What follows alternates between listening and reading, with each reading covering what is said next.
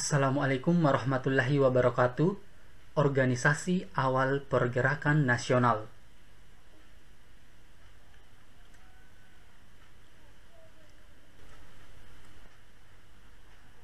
Apa itu pergerakan nasional? Pergerakan nasional merupakan istilah yang digunakan pada fase sejarah Indonesia dalam mencapai kemerdekaan. Pergerakan nasional terjadi dalam kurun waktu 1908 sampai 1945. 1908 dijadikan sebagai awal pergerakan nasional karena pada masa tersebut perjuangan yang dilakukan rakyat masuk dalam kategori bervisi nasional. Pergerakan yang dilakukan untuk menentang kaum penjajah sebelum tahun ini masih bersifat kedaerahan. Kemudian di tahun 1908 lahir organisasi modern dengan cita-cita nasional. Istilah pergerakan nasional juga digunakan dalam melukiskan proses perjuangan bangsa Indonesia dalam fase mempertahankan kemerdekaan. Organisasi pergerakan nasional seperti Budi Utomo, Sarekat Islam, Indische Partij, dan lain-lain.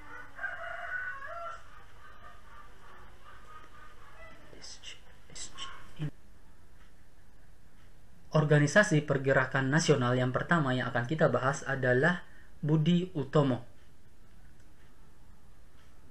Budi Utomo adalah sebuah organisasi pemuda yang didirikan oleh Dr. Sutomo dan para mahasiswa Stovia, yaitu Gunawan Mangunkusumo dan Soraji, pada tanggal 20 Mei 1908. Digagas oleh Dr. Wahidin Sudirohusodo, organisasi ini bersifat sosial, ekonomi, dan kebudayaan, tetapi tidak bersifat politik. Berdirinya Budi Utomo menjadi awal gerakan yang bertujuan mencapai kemerdekaan Indonesia. Saat ini tanggal berdirinya Budi Utomo 20 Mei diperingati sebagai Hari Kebangkitan Nasional. Budi Utomo memiliki tujuan untuk menyadarkan rakyat Indonesia dan berusaha meningkatkan kemajuan penghidupan bangsa dengan cara mencerdaskan rakyatnya. Tujuan lainnya adalah menjamin kehidupan bangsa Indonesia sebagai bangsa yang terhormat dengan fokus pada pendidikan, pengajaran, dan budaya.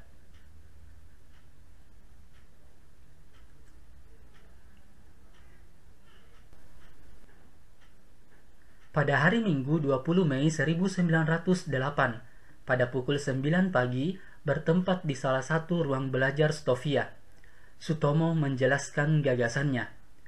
Dia menyatakan bahwa hari depan bangsa dan tanah air ada di tangan mereka. Maka lahirlah Budi Utomo.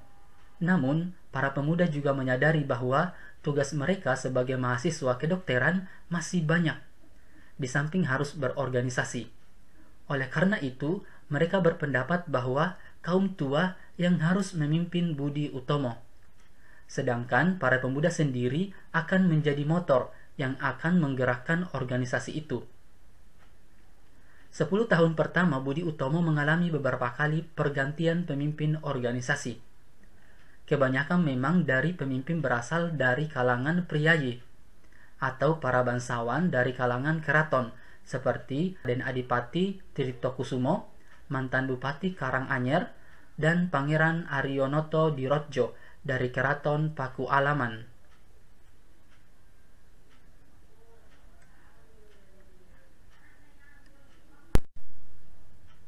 Budi Utomo mengalami fase perkembangan penting saat kepemimpinan Pangeran Noto Dirodjo. Saat itu, Douwes Dekker, seorang Indo-Belanda yang sangat pro perjuangan bangsa Indonesia, dengan terus terang mewujudkan kata politik ke dalam tindakan yang nyata. Berkat pengaruhnya lah pengertian mengenai tanah air Indonesia makin lama makin bisa diterima dan masuk ke dalam pemahaman orang Jawa. Maka muncullah Indische Partij yang sudah lama dipersiapkan oleh Douwes Dekker melalui aksi persnya. Pada tanggal 3-5 Oktober 1908, Budi Utomo menyelenggarakan kongresnya yang pertama di Yogyakarta.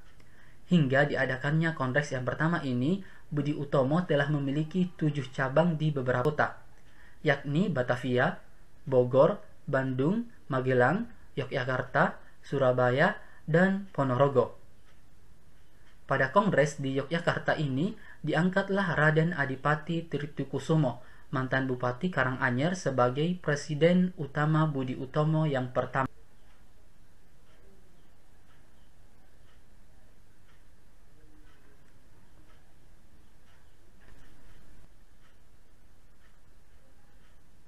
Organisasi pergerakan nasional yang kedua adalah Sarekat Islam. Dalam kepemimpinan Raden Adipati Tirtokusumo di Budi Utomo, meskipun banyak berhasil menjaring anggota baru dari kalangan bangsawan hingga pejabat kolonial, namun kondisi itu justru membuat anggota muda lebih memilih untuk menyingkir. Dalam kondisi ini pula, mulai muncul organisasi-organisasi baru, seperti organisasi yang dibentuk oleh Perhimpunan Para Pedagang Besar ataupun Kecil di Solo dengan nama Sarekat Dagang Islam, dengan tujuan untuk saling mendukung satu sama lainnya. Selain itu, Samanhudi juga ingin meruntuhkan dominasi pedagang-pedagang etnis Cina di sektor perekonomian Indonesia. Pada tahun 1912, H.O.S. Cokroaminoto mengubah nama organisasi Sarekat Dagang Islam menjadi Sarekat Islam.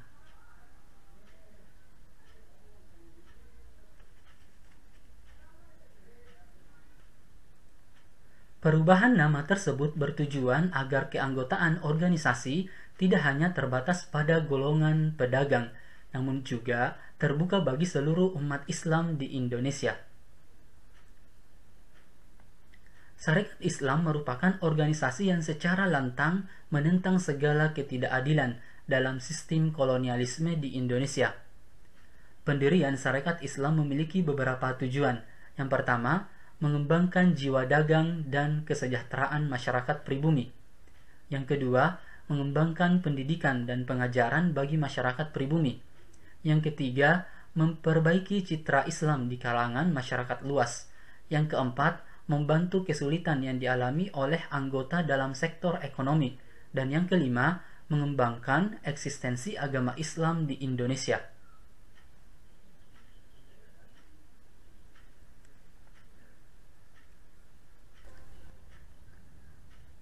Pada masa kepemimpinan Cokroaminoto, arah organisasi Sarekat Islam merambah di bidang sosial, politik, dan pemerintahan. Sarekat Islam selalu menyuarakan semangat perjuangan Islam dalam perlawanan terhadap kolonialisme dan imperialisme. Cita-cita Sarekat Islam berhasil mendapat simpati masyarakat pribumi dan berkembang hingga ke desa-desa pedalaman. Rakyat pedesaan menganggap Sarekat Islam adalah wadah dalam perjuangan melawan struktur kekuasaan lokal. Pada tahun 1914, beberapa anggota Sarekat Islam mendapat pengaruh ideologi komunis dari tokoh Indisch Sosial-Demokratisch Vereniging bernama Heinz Niflit. Pada akhirnya, Sarekat Islam pecah menjadi dua, yaitu Sarekat Islam Merah berhaluan komunis di Semarang, di bawah pimpinan Semoen, Alimin dan Darsono, dan Sarekat Islam Putih berhaluan Islam berpusat di Yogyakarta, di bawah pimpinan Cokroaminoto, Abdul Muiz, Haji Agus Salim, dan Suryo Pranoto.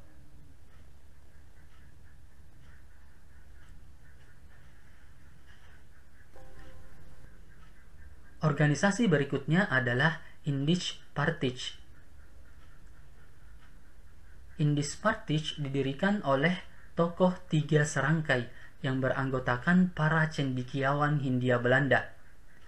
Mereka adalah E.F.E. Douwes Dekker, Dr. Cipto Mangunkusumo, dan Raden Mas Suwardi Suryaningrat alias Ki Hajar Dewantara. Tiga tokoh terpelajar tersebut mendirikan partai ini di tanggal 25 Desember 1912. Awalnya, organisasi Indisch Partij ini didirikan karena terjadinya diskriminasi dan rasisme antara keturunan Belanda asli dan orang Eropa campuran yang lahir dari hasil perkawinan Belanda dengan orang Indonesia. Meskipun begitu, sebenarnya tiga serangkai ingin Indisch Partij dapat memfasilitasi para pribumi juga. Sayangnya, orang-orang pribumi saat itu masih sangat sensitif dengan golongan Eropa karena menjadi bangsa penjajah yang menyebabkan penderitaan selama ratusan tahun.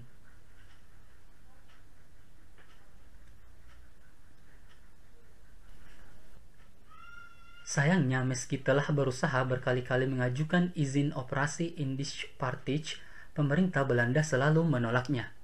Bahkan hingga setahun setelah Indisch Partij berjalan, tepatnya tanggal 11 Maret 1913, tiga serangkai mengajukan permohonan izin digagalkan lagi.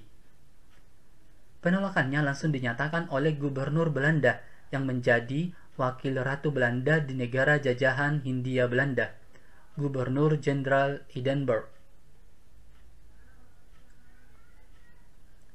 Secara terang-terangan Belanda mengatakan bahwa Indisch Partij tidak diberikan izin beroperasi karena membahayakan kepentingan Belanda.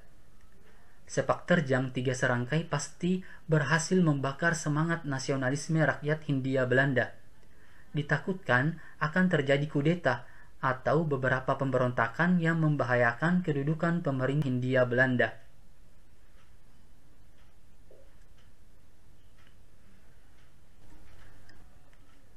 Sudah diketahui publik bahwa Indisch Partij merupakan organisasi ilegal yang tidak kunjung diberi izin operasi oleh pemerintah. Anehnya, para pendiri Indisch Partij tetap saja beroperasi tanpa rasa takut seakan sepak terjangnya telah didukung oleh pemerintah kolonial. Mereka terus menulis dan menyebarkan opini mereka lewat kedua medianya. Karena yang menjadi fokus perhatian tiga serangkai adalah kondisi politik dan sosial. Mereka selalu mengamati setiap kebijakan yang diambil oleh pemerintah. Pernah suatu hari, wakil pemerintah kolonial di Hindia Belanda bermaksud merayakan sebuah pesta. Bukan pesta syukuran, melainkan pesta penderitaan bagi warga pribumi. Hal seperti inilah yang menjadi fokus dari tiga serangkai. Kalian bisa lihat di gambar ini adalah potret dari tiga serangkai.